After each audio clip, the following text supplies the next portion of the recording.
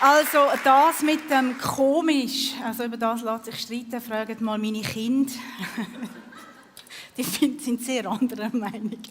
Also, wir haben, wie gesagt, vor 2 Wochen mit einer sehr tollen, mit einer wunderbaren, mit einer spannenden, mit einer mindblowing Serie angefangen über den Heiligen Geist. Und vor 2 Wochen hat der Andi Los den Anfang gemacht. Und er hat so über die Karrieren, über den Werdegang vom Heiligen Geist innerhalb der Bibel predigt. Und ich kann euch sagen, so etwas habe ich noch nie gesehen, so etwas habe ich noch nie gehört und so etwas habe ich noch nie erlebt. Und ich bin so froh, habe ich den Sonntagmorgen da innen verbringen. Und falls du die Predigt noch nicht gehört hast, dann weißt du, was du heute Nachmittag machen solltest. Das musst du dir einfach reinziehen und antun. Es ist so schön, dem übersprudelnden, dem Gottliebenden, dem so begeisterten, aber theologisch so fundierten Andi Los zuzuhören. Und gleichzeitig ist mir aber so eine Welt aufgegangen. Über wer ist eigentlich der Heilige Geist auch noch, über seine Rolle. Und ich habe Sachen gehört, die ich vielleicht vorher gar noch nie gehört habe. Oder ich habe Sachen gehört, die ich in diesem Zusammenhang noch nie gehört habe. Und es hat mir so eine unglaubliche Lust gemacht, mehr über den Heiligen Geist zu erfahren und so tiefer in das Thema hineinzutauchen. Und in den Vorbereitungen zu diesem Thema habe ich sehr eine schöne Geschichte, Anekdote gefunden über den Heiligen Geist. Nein, eigentlich mehr über den Pfarrer. Aber ob sie wahr ist oder nicht, das weiss ich nicht so genau, das weiss man nicht, aber es ist so schön, ich erzähle sie euch gerne. Ein Pfarrer, der wollte seiner Gemeinde so ab Pfingsten den Heiligen Geist veranschaulichen. Weil es ist ja so schwierig, was ist denn der Heilige Geist? Und darum hat er mit dem Kirchenhelfer abgemacht. Also wenn ich dann am Schluss vom Gottesdienst wie immer an der Tür stande und die Leute verabschiede, dann rufe ich ganz laut, Heiliger Geist, komm! Und dann lässt du aus dem oberen Turmfenster da die Taube, die Weisse fliegen. Und die Leute haben, oh wow. Und, so. Und er hat sich wahnsinnig gefreut auf diesen Moment. Der Gottesdienst war fertig, wie immer steht er dort an den Türen und verabschiedet die Leute. Er war einfach ein bisschen aufgeregter als sonst. Und dann ruft er, Heiliger Geist, komm. Und es passiert nichts. Die Leute haben ihn einfach ein bisschen irritiert angeschaut. Aber er gibt nicht auf, er ruft noch einmal, Heiliger Geist, komm, einfach ein bisschen lauter. Es passiert wieder nichts, ausser dass die Leute ihn noch ein irritierter anschauen. So ruft er ein drittes Mal mit aller Inbrunst, wenn er hat, Heiliger Geist, komm. Und dann kommt er so aus dem oberen Turmfenster so eine verzagte Stimme, die sagt, der Heilige Geist ist von der Katze gefressen worden. Und ich habe das so schön gefunden, weil ich das Gefühl hatte, ja, der Heilige Geist, es ist nicht so einfach zu fassen. Und es könnte auch sein, dass es bei dir sich vielleicht so anfühlt, als wäre der Heilige Geist von der Katze gefressen worden. Heiliger Geist, komm, aber es kommt so nichts. Und wir wissen nicht einmal, ja, was sollte denn überhaupt kommen, wenn er würde kommen. Und so kommt der Heilige Geist so zu einer Nebenrolle. Er wird so ein Statist unter ferner Liefen. Und die Hauptpersonen sind ganz eindeutig. Gott, der Vater, da können wir uns etwas darunter vorstellen. Jesus, der Sohn, der Retter von dieser Welt. Das weiss ich auch, wie das geht. Aber der Heilige Geist, Aber die Bibel erzählt uns etwas ganz anderes. Schon von Anbeginn dieser Welt ist der Geist Gottes über dem Wasser geschwebt und hat Leben erschaffen. Der Geist Gottes im Alten Testament, übrigens Ruach genannt, und das vorwiegend, 100 Mal, fast immer in der weiblichen Form, die Ruach. Und nur schon das ist für die einen für uns vielleicht so ein bisschen herausfordernd, vielleicht ein bisschen mindblowing. Und für die einen ist es vielleicht einfach, macht Sinn. Ich bin in seinem Ebenbild geschaffen und ich bin eine Frau. Also irgendwie, für mich sehr schön, lasst den Andi los.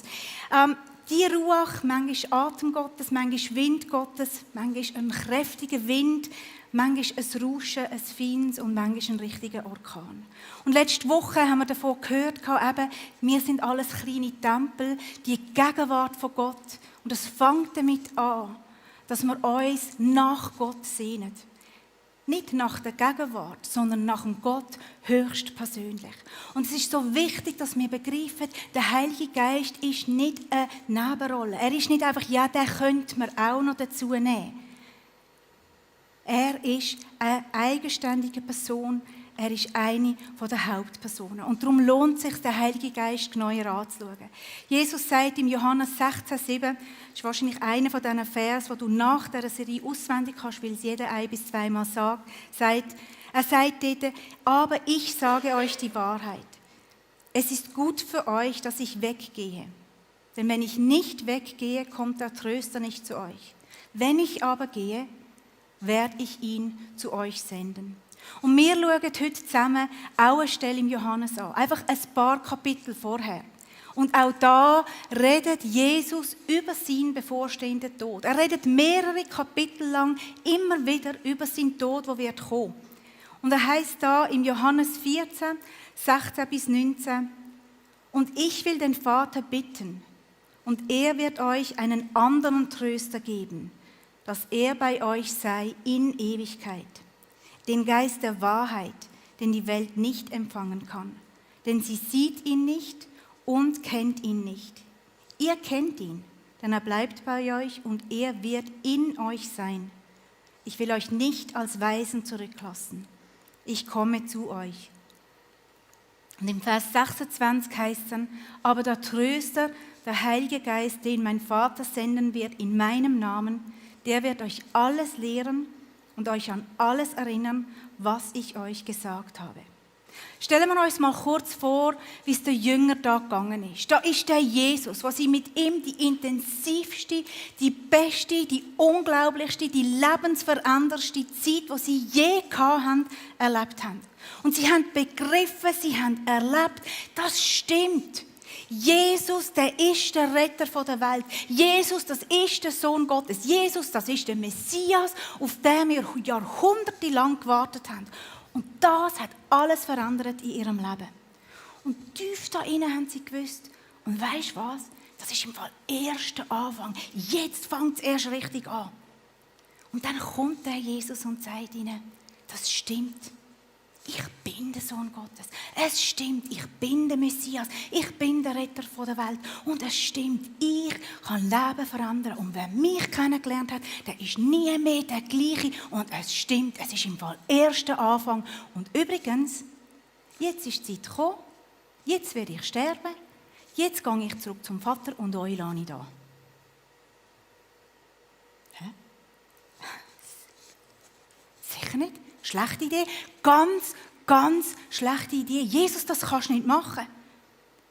Und ich kann mir die Jünger so gut vorstellen. Die einen vielleicht gefunden haben, das habe ich jetzt einfach nicht gehört. Das will ich nicht wahrhaben. Die einen haben gedacht, ja, wahrscheinlich stimmt es eben schon irgendwie. Und spätestens dann, wo Jesus am Kreuz gestorben ist, haben die Jünger realisiert, es stimmt. Jesus ist nicht mehr da. Weg. Ende, aus, Tod, Schluss. Und es muss eine abgrundtiefe Hoffnungslosigkeit, eine abgrundtiefe Leere, eine abgrundtiefe Schmerz, Trauer, Dunkelheit, alles war weg gewesen. Der eine ist wahrscheinlich eine Wut vorgekommen. Geht es dir eigentlich noch? Was machst du da? Und nicht nur, weil sie mit dem Tod von Jesus einen Verlust hatten von einem Menschen, den sie über alles geliebt haben. Nicht, weil Jesus, der Sohn Gottes, auch gestorben ist, weil der Messias gestorben ist, sondern mit dem Tod sind all ihre Träume, all ihre Hoffnungen, all ihre Veränderungen, ihre Lichtblick, ihre Sinnhaftigkeit, das ist alles wie weg gewesen. Und wir erleben in unserem Leben auch immer wieder so einen Moment. Wir erleben vielleicht so Phasen und manchmal erleben wir vielleicht so richtig lange Abschnitte, wo es uns ganz ähnlich kann gehen wie den Jünger. Wo alles zusammenbricht, wo es dunkel wird, wo es wie nicht mehr weitergeht. Manchmal in dieser grossen Dimension, wie das die Jünger erlebt haben, und manchmal vielleicht auch ein bisschen in einer kleineren Dimension. Aber auch das macht weh. Auch das ist dunkel. Egal in welcher Art und Weise, wir kennen diese Gefühle.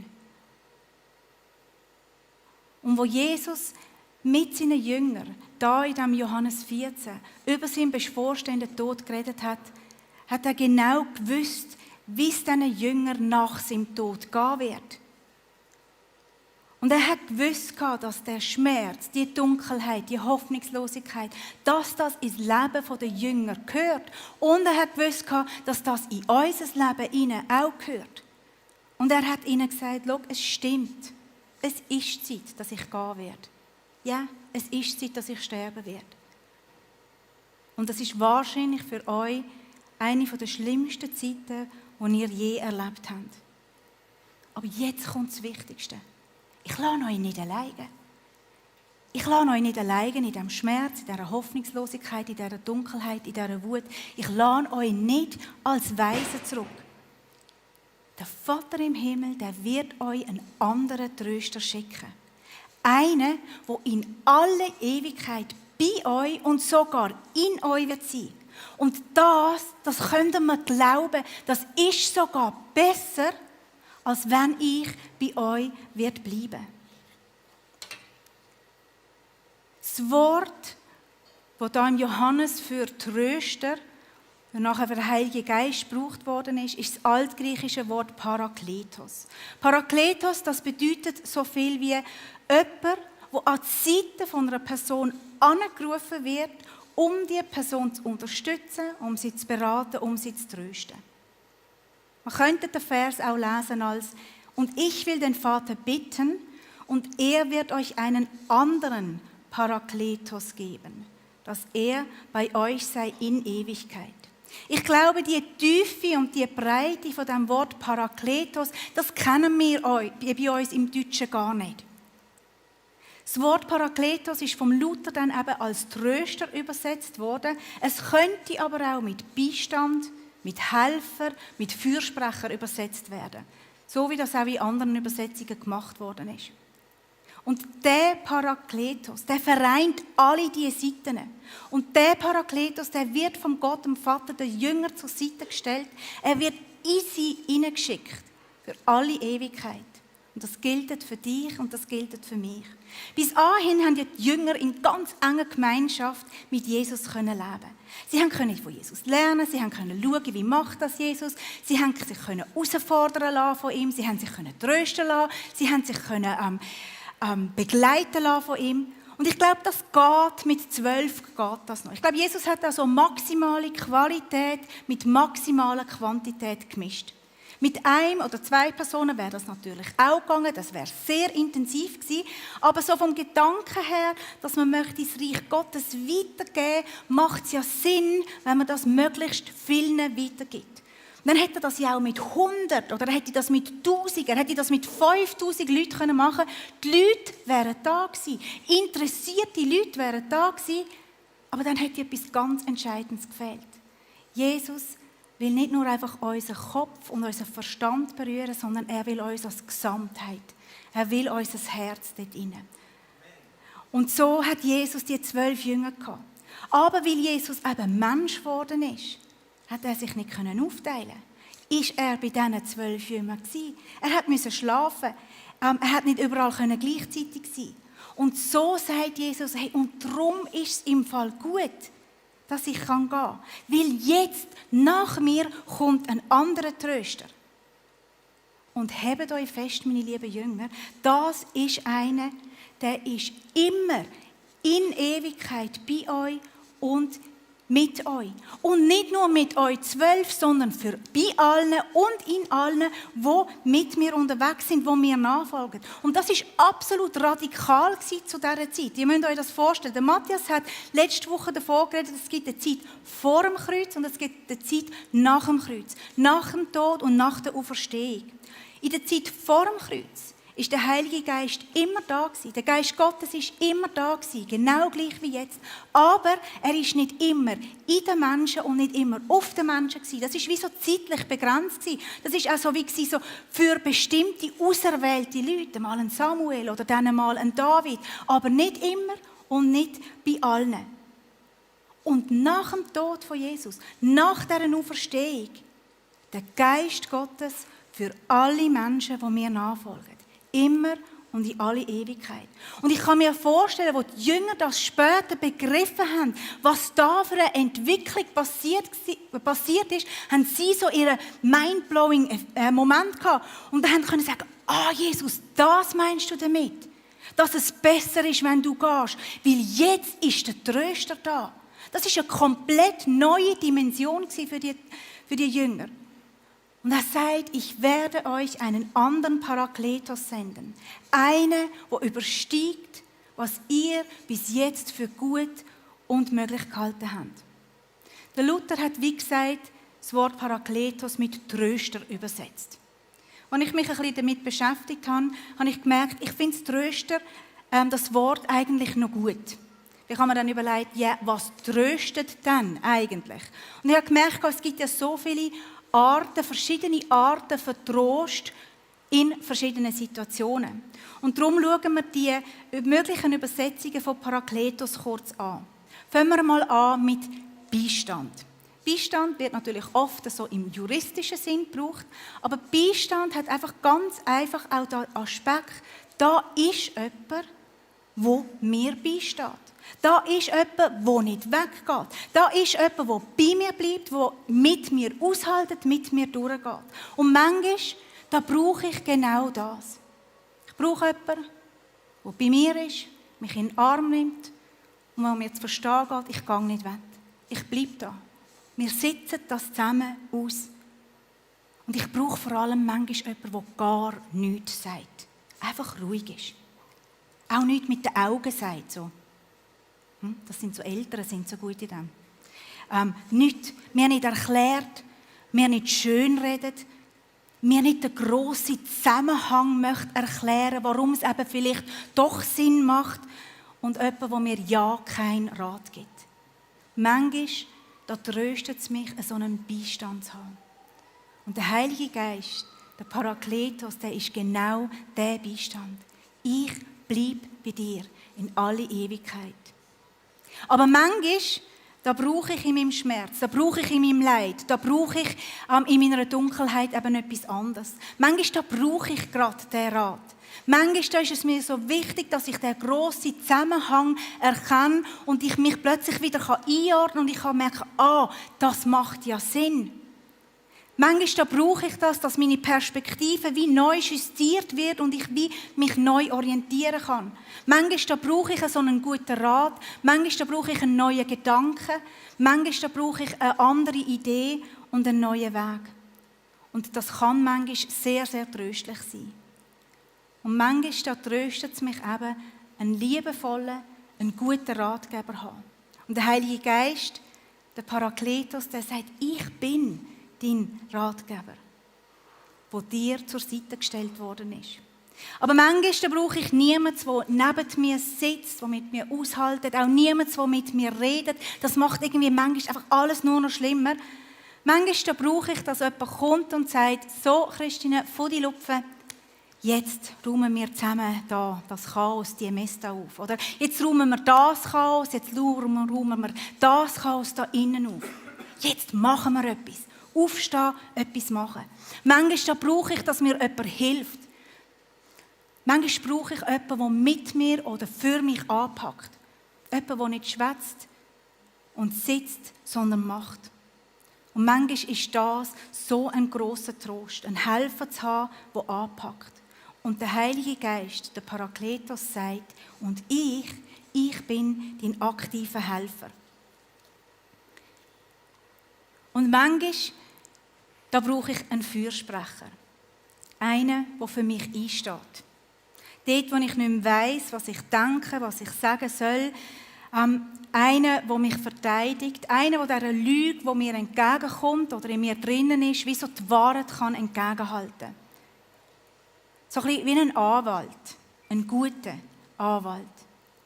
Und manchmal tröstet mich genau das. Einen zu haben, der für mich einsteht und für mich kämpft. Und der Heilige Geist, der Parakletos, der ist eben auch dein Fürsprecher. Und ich finde das so unglaublich. In diesem einen kleinen Wort Parakletos, tönt noch so komisch. ist so viel drin. Es sind so viele Seiten vom Heiligen Geist. Der Heilige Geist, das ist so eine Fülle, das ist so eine Breite, das ist so eine Tiefe, das ist so eine Weite. Und dann gibt es ja noch viel mehr andere Seiten vom Heiligen Geist. Unsere Serie, die geht noch weiter. Und wie zeigt sich dann der Heilige Geist? Wie zeigt sich dann der Parakletos? Ich glaube, wie so oft, ganz einfach durch andere Menschen. Ich glaube, ganz oft zeigt sich der Heilige Geist praktisch durch andere Menschen. Durch Begegnungen, durch Blick, durch ein Wort, durch eine aktive Hilfe, wo jemand zu dir kommt, jemand, der neben dir sitzt und du merkst, da ist Gott dran. Du erlebst, wie jemand dir beisteht, dich beratet, dir hilft und anpackt oder wie jemand die Wahrheit in dein Leben hineinredet. Aber der Heilige Geist ist immer und er ist überall. Und darum kann sich der Heilige Geist auch immer und überall in deinem Leben zeigen. Und ganz oft macht er das bei verschiedenen Menschen so ganz unterschiedlich. Mein Mann erlebt zum Beispiel immer wieder, dass Gott im richtigen Moment durch ein Lied zu ihm redet. Das kann sein im Radio, das kann sein durchs Fenster von einem Nachbar, das kann aber auch sein einfach durch den Zufallsgenerator. Und in dem Moment weiss er, das Lied ist im Fall nicht per Zufall gekommen. Da war Gott.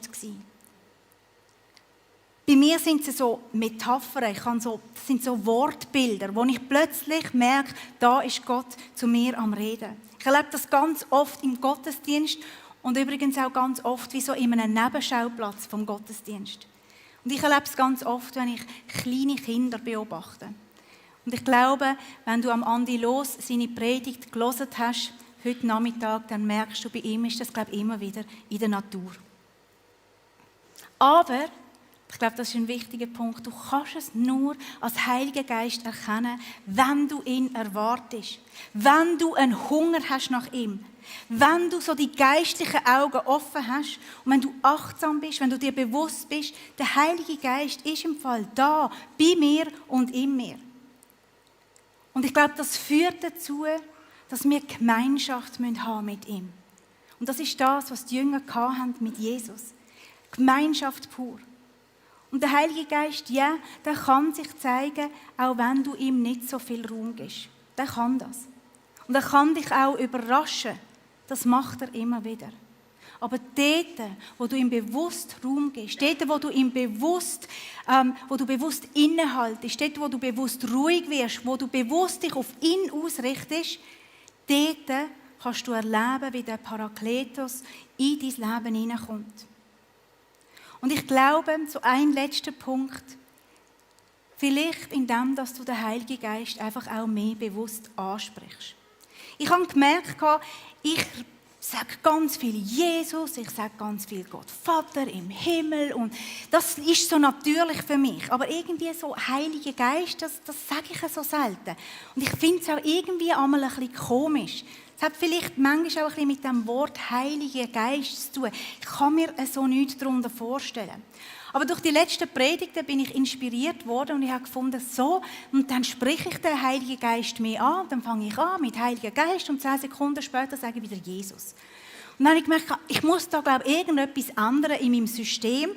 Und ich habe angefangen, den Heiligen Geist nicht nur Heiliger Geist zu nennen, ich nenne ihn ganz oft Geist Gottes in letzter Zeit. Oder ich sage ihm Ruach. Und ich merke so, ich sage ihm Parakletos, du mein Tröster, du mein Ratgeber. Und ich merke so, bei mir verändert sich etwas in dieser Sicht vom Heiligen Geist. Es verändert sich etwas in dieser Erwartung, die ich habe. Und wenn ich mich dem Heiligen Geist aussetze, dann setze ich mich dem Trost, dann setze ich mich dem Rat, dem Beistand, dieser Fürsprache, setze ich mich aus. Und dort passiert etwas. Jesus sagt im gleichen Johannes, wo wir vorher den Vers gelesen haben, ein Vers vorher, sagt er in Vers 15, liebt ihr mich, so werdet ihr meine Gebote halten. Und im Vers 23, das ist dann so dazwischen, wo ich vorher gelesen habe, heißt es, Jesus antwortete und sprach zu ihm, wer mich liebt, der wird mein Wort halten und mein Vater wird ihn lieben und wir werden zu ihm kommen und Wohnung bei ihm nehmen. Und ich habe das immer so ein bisschen einen leicht unangenehmen Vers gefunden. Er hat bei mir so ein bisschen ausgelöst durch die Geschichte, die ich kann, so wie ich geprägt worden bin. Siehst, habe ich es doch gewusst, am Schluss geht es dann eben doch noch zuerst einfach darum, ich muss Gott lieben, dann muss ich seine Gebote halten und so erkaufe ich mir, erarbeite ich mir dann seine Liebe und den Himmel, die Wohnung bei ihm dann eben auch noch gerade. Aber inzwischen verstand ich den Vers so anders. Er ist mir eigentlich fast ein bisschen so eine Aufforderung geworden, mich noch ein bisschen mehr von Gott lieben zu lassen. Noch ein bisschen mehr zu sagen, Heiliger Geist, leb du in mir, füll du mich, steh mir bei, berate mich, führe mich, mach mir die Augen auf für dich und deine Welt. Bist du mein Fürsprecher? Kämpfe mich, wenn ich es nicht kann. Und dann werde ich immer mehr auch deine Gebote einhalten können. Weil du mich liebst und ich liebe dich. Ich liebe dich und du liebst mich. Und der eine oder andere von euch wird vielleicht sagen, ja, aber Christine, hast du den Vers genau gelesen? Weil es heißt im Fall zuerst, wer mich liebt, wird mein Wort halten und mein Vater wird ihn lieben. Also es fängt damit an, lieb du mich, halt meine Gebote und dann kommt erst, mein Vater wird ihn lieben. Wenn man es aber im Zusammenhang von der gesamten Bibel anschaut, und ich glaube, einzelne Vers müssen wir immer im Zusammenhang von der gesamten Bibel anschauen. Dann sehen wir, Gott ist immer der, der den ersten Schritt gemacht hat. Gott ist immer der, der zuerst geliebt hat. Im 1. Johannes 4,19 ist das so schön zusammengefasst. Wir lieben, weil Gott uns zuerst geliebt hat. Und dort, wo Jesus das sagt, das ist sein Boden, das ist das Fundament. Gott hat dich sowieso zuerst geliebt. Lieb du mich und dann wirst du die Liebe von Gott auch erfahren.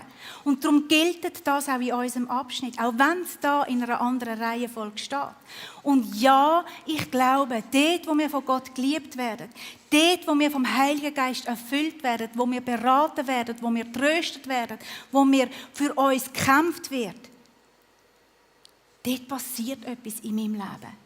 Und dann soll sich die Liebe in meinem und auch in deinem Leben zeigen. Und dann werde ich die Gebote von Jesus einhalten. Und was sind denn die Gebote von Jesus, wo er sagt, haltet die ein? Wo Jesus von einem Schriftgelehrten so spitzfindig gefragt worden ist, ja, was ist denn eigentlich das wichtigste Gebot? Hat Jesus ihm gesagt, du sollst den Herrn, deinen Gott lieben, mit ganzem Herzen, mit ganzer Seele und mit deinem ganzen Denken. Das ist das wichtigste Gebot.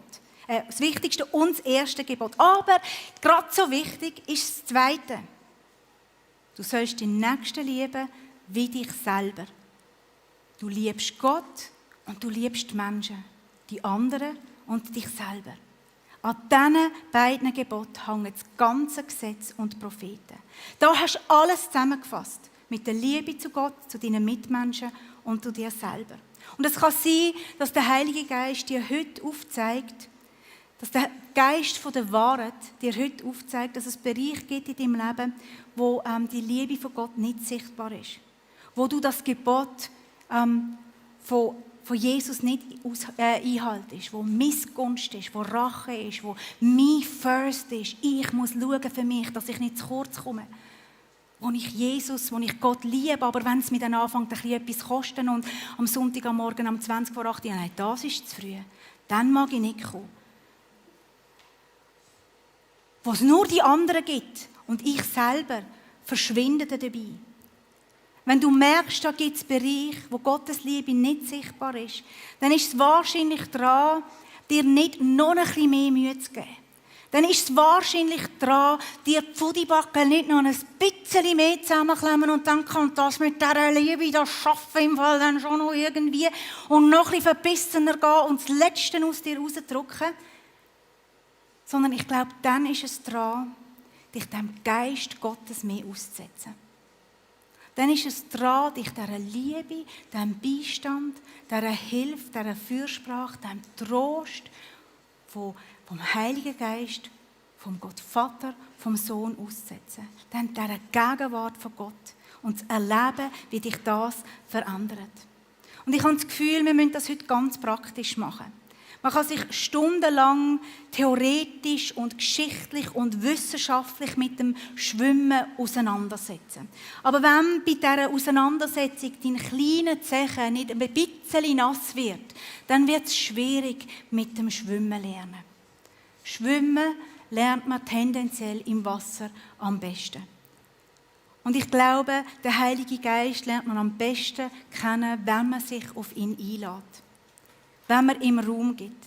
Und ich wünsche mir, dass wir als Kirche ganz einen natürlichen, ganz einen unspektakulären Umgang mit dem Heiligen Geist haben. Der Heilige Geist ist bei allen, bei uns und in uns.